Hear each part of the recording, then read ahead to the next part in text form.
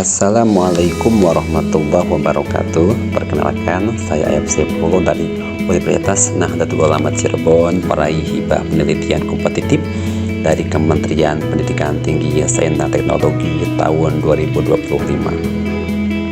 Penelitian ini dilatar belakangi bahwa Indonesia akan mengalami puncak bonus demografi pada tahun 2030 mendatang.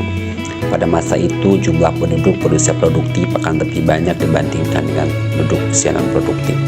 Bahkan jumlah penduduk usia produktif diprediksi akan berada pada puncak tertingginya sepanjang sejarah. Generasi Z adalah generasi yang lahir rentang tahun antara 1997 sampai 2012.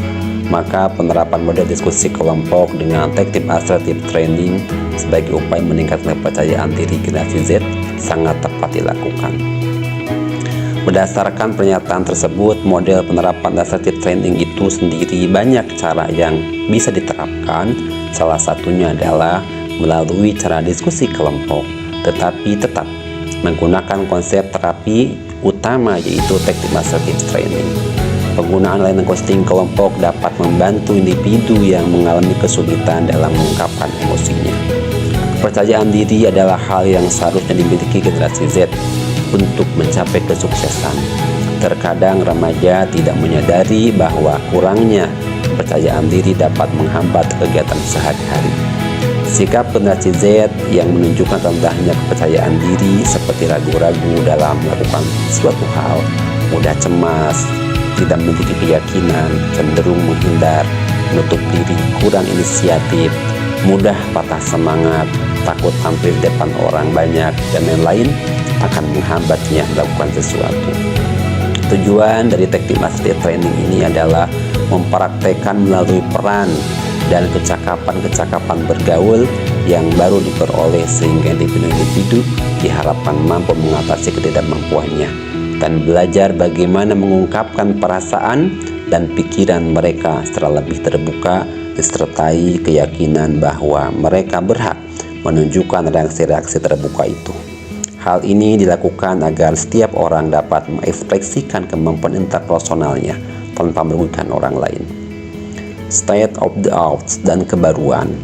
Keunggulan penelitian ini yang membedakan dengan penelitian sebelumnya adalah terletak pada variabel generasi Z. Hal tersebut sangat relevan dengan asta-cita sebagai misi presiden dituangkan menjadi prioritas nasional dalam RPJMN 2025-2029 bersama Indonesia Maju menuju Indonesia Emas 2045. Poin keempat yaitu memperkuat pembangunan sumber daya manusia, sains, teknologi, pendidikan, kesehatan, prestasi olahraga, kesetaraan gender, serta penguatan peran perempuan, pemuda, generasi milenial, dan generasi Z dan penyandang disabilitas. Penelitian dilakukan terhadap generasi Z di SMAN 5 dan SMAN 8 Kota Cirebon. Efektivitas diskusi kelompok dengan taktik assertive training dibuktikan dengan meningkatnya aspek kepribadian generasi Z setelah diberikan treatment. Peningkatan tersebut bisa dilihat dari skor pernyataan pada tabel data serta pada diagram lingkar yang menunjukkan kepercayaan diri generasi Z sangat tinggi. Tabel statistik diketahui bahwa diperoleh nilai asymptote signifikansi atau asymptotic adalah 0,000. Kalau dibandingkan, maka nilainya akan lebih kecil dari 0,05. Hal ini mengindikasikan bahwa treatment yang diberikan terhadap kelas yang menggunakan model diskusi kelompok dengan taktik assertive training sangat signifikan untuk meningkatkan kepercayaan diri generasi Z. Terima kasih. Wallahul muwaffiq ila aqwamit thoriq. Wassalamualaikum warahmatullahi wabarakatuh.